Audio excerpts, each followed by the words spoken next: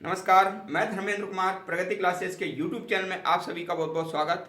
बात करेंगे वर्दी वाला टेस्ट सीरीज क्रमांक 13 एसएससी और अग्निवीर के लिए समान रूप से प्रासंगिक है। देख लेते हैं। पहला प्रश्न है, जीवों को दो समूह में किसने बांटा है? तो जीवों को दो समूह में बांटा है अरस्तु ने, और अरस्तु ने एक जंतु समूह में बांटा है, जंतु समूह, और दूसरा वनस्पति समूह में बांटा है।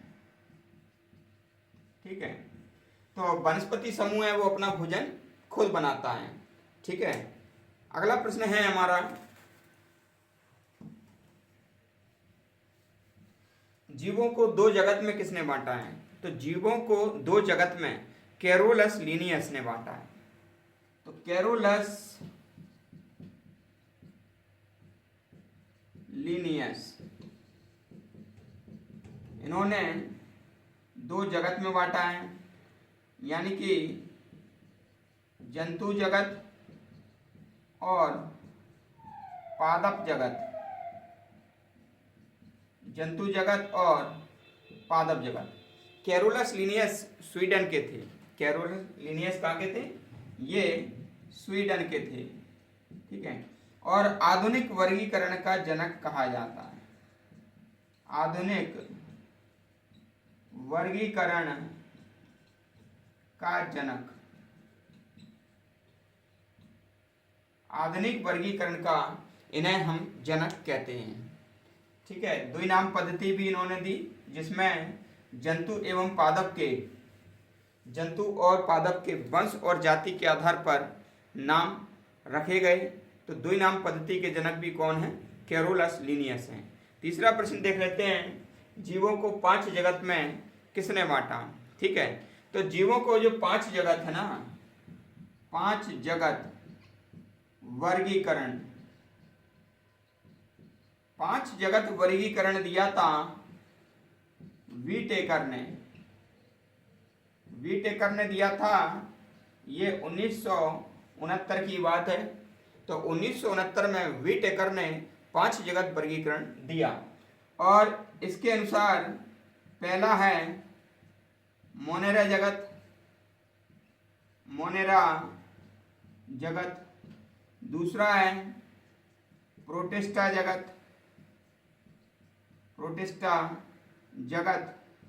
तीसरा है कवक जगत। चौथा ये पादप जगत, और एनिमेलिया जगत, एनिमेलिया जगत। ठीक है, तो ये आप याद रख लेना, दूसरा, तीसरा, चौथा और पांचवा। ये 1969 में वीटेकर ने ये पांच जगत में जीव जंतुओं का बंटवारा किया है। इनको कैसे याद रखेंगे? जैसे कि मम्मी पापा का पादप जंतु, एनिमलिया यानी कि क्या होता है? जंतु। तो मम्मी पापा का पादप और जंतु, मम्मी यानी कि मोनेरा जगत, पापा यानी कि प्रोटिस्टा जगत, है ना, माँ और पा, और का यानी कि का कवक जगत, और पा यानी कि पादप जगत, और एनिमलिया यानी कि जंतु जगत। तो ऐसे आप याद रखना, मम्मी पापा का पादप एवं जंतु, याद हो जाएगा। वीटेकर ने दिया है। अब वीटेकर अगर कभी भी पूछा जाए कि वीटेकर ने कितने वर्गों में बांटा है जीव जंतुओं को, तो ये देखो 1 2 3 4 5, तो पांच जगत में बांटा, क्योंकि पांच अक्षर से वीटेकर बन रहा है। पांच अक्षर से वीटेकर बन रहा है, तो पांच जगत वर्गीकरण किसने दिया है? वीटेकर ने दिया है। ठीक है, अगला देखते हैं, द्विनाम पद्धति किसने दी? ठीक है, तो द्विनाम पद्धति मैंने अभी आपको बताया है। एक इनकी किताब है कैरोलस लिनियस, लिनियस। ये 1753 में, 1753 में, ठीक है, इन्होंने द्विनाम पद्धति दी, द्विनाम पद्धति दी। ठीक है ना, एक किताब है इनकी सिस्टेमा नेचुरी, सिस्टेमा नेचुरी। तो इस किताब में इन्होंने द्विनाम पद्धति के बारे में बताया है, ठीक है। और किसी भी जीव जंतु का जो दो नामों से जोड़ करके एक नाम बनाया है, उसमें पहला वाला होता है वंश और आखिरी वाला होता है जाति। जैसे कि मानव का जो नाम है ना, वो होमो सैपियंस है, होमो सैपियंस। तो होमो क्या हो जाएगा, वंश हो जाएगा, और सैपियंस क्या हो जाएगी, जाति हो जाएगी, ठीक है। तो इस प्रकार से सभी जीव जंतुओं का जो नाम है वह मान लीजिए वंश और जाति के नाम पर कैरोलस लिनियस ने ये बनाए हैं। जैसे कि कुत्ते का कैनिस फैमिलियरिस, बिल्ली का फेलिस डोमेस्टिका, मक्खी का मस्का डोमेस्टिका, है ना, गाय का बोस इंडिकस। तो इस प्रकार से शीशम का डेलवर्जिया शिशु, गन्ने का सेकेरम ऑफिसिनेरम। तो ये जो नाम हैं इनमें से आपके एग्जाम में आ जाते हैं। तो इनको मैं याद कराने की ट्रिक भी बताऊंगा किस प्रकार से याद करते हैं, क्योंकि नाम इतने कठिन हैं बायोलॉजिकल जो आपको आसानी से याद नहीं होंगे। तो इनका ट्रिक के माध्यम से मैं आगामी वीडियो में, इसके बाद जो वीडियो आएगा उसमें मैं आपको बताऊंगा, ठीक है। तो ये हमारा ये क्वेश्चन नंबर 4 था कि द्विनाम पद्धति किसने दिया, ये कैरोलस लिनियस ने दिया। ये स्वीडन के थे, 1753 में ये पद्धति दी गई। इनकी किताब थी सिस्टेमा नेचुरी, उसमें दिया गया था वंश और जाति को मिला करके इन्होंने जीव जंतुओं के नाम बनाए। अगला प्रश्न है हमारा, रुधिर का अध्ययन किस में करते हैं, ठीक है। तो आपको पता होगा कि जो रुधिर है, रुधिर का अध्ययन करते हैं हेमेटोलॉजी में, रुधिर का अध्ययन करते हैं हेमेटोलॉजी में, ठीक है। तो रुधिर का अध्ययन होता है हेमेटोलॉजी, ठीक है ना। और ये तरल संयोजी ऊतक है, तरल संयोजी ऊतक है, ठीक है, जो शरीर में भ्रमण करता रहता है, जो शरीर में भ्रमण करता रहता है। और इसमें जो रक्त जो होता है वो 4.5 से 5 लीटर रक्त मानव में औसतन होता है, और कुल भार के 1/7 होता है, ठीक है। तो जो रक्त होता है तो वो आप याद रख लेना, कुल भार के 1/7 होता है, ठीक है।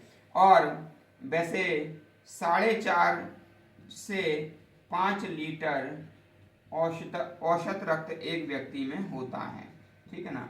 और जो पुरुषों की अपेक्षा महिलाओं में आधा लीटर रक्त कम होता है, ये भी याद रख लेना, ठीक है। अगला क्वेश्चन देख लेते हैं। अगला क्वेश्चन है आरबीसी का अन्य नाम क्या है, ठीक है। तो देखो आरबीसी जो है, आरबीसी एक्चुअली में इसको रेड ब्लड कार्पल्स कहते हैं, तो इसको रेड से ही लिखना ज़्यादा उचित रहेगा, याद भी हो जाएगा। आरबीसी, ठीक है, इसको कहते हैं रेड ब्लड कार्पल्स, यानी कि लाल रक्त कणिकाएं।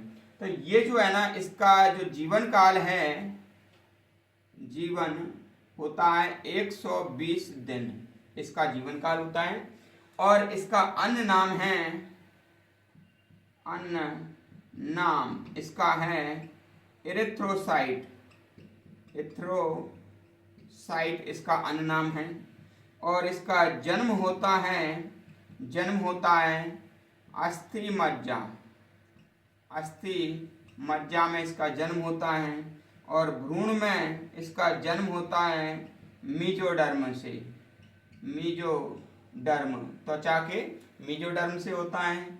और इसका कब्रगाह होता है प्लीहा या स्प्लीन, स्प्लीन या तिल्ली, इतने नामों से जानते हैं प्लीहा को, ठीक है ना। ये आरबीसी में क्या है, केंद्रक नहीं होता है, ठीक है ना, केंद्रक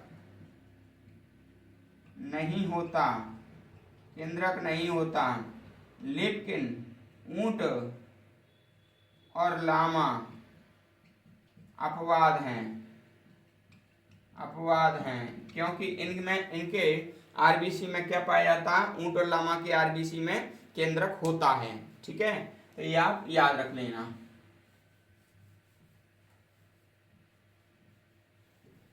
अगला और आखिरी प्रश्न है, डब्ल्यूबीसी का अन्य नाम क्या है। ठीक है, तो डब्ल्यूबीसी जो होता है इसको श्वेत रक्त कणिकाएं कहते हैं, श्वेत रक्त कणिकाएं। ठीक है ना, अन्य नाम इसका है ल्यूकोसाइट, ल्यूकोसाइट इसका अन्य नाम है। ठीक है, जब डब्ल्यूबीसी की संख्या अनियंत्रित बढ़ती है तो रक्त कैंसर होता है, जिसे ल्यूकेमिया कहते हैं। ल्यूकेमिया कहते हैं, इसे क्या कहते हैं, ल्यूकेमिया कहते हैं। ठीक है, और जो डब्ल्यूबीसी का जीवन काल होता है वो 2 से 5 दिन होता है। जीवन काल 2 से 5 दिन। इतना कम इसलिए होता है क्योंकि ये जीवाणुओं से लड़ते हैं। हमारे शरीर में कभी भी चोट लग जाएगी तो ये लड़ते हैं, तो इसलिए ये मर जाते हैं और इनका जीवन काल कम होता है। इन्हें सैनिक कणिकाएं भी कहते हैं। क्या कहते हैं, सैनिक कणिकाएं। सैनिक कणिकाएं कहते हैं, इन्हें सैनिक कणिकाएं कहते हैं। तो ये हमारा वीडियो आज का, जो कि एसएससी और अग्निवीर परीक्षाओं और अन्य सभी जो प्रतियोगी परीक्षाओं के लिए है। तो वीडियो कैसा लगा आप कमेंट्स करके बताएं, वीडियो को अधिक से अधिक शेयर करें और जो व्यक्ति नए हैं वो चैनल को सब्सक्राइब करें। सभी का बहुत बहुत धन्यवाद।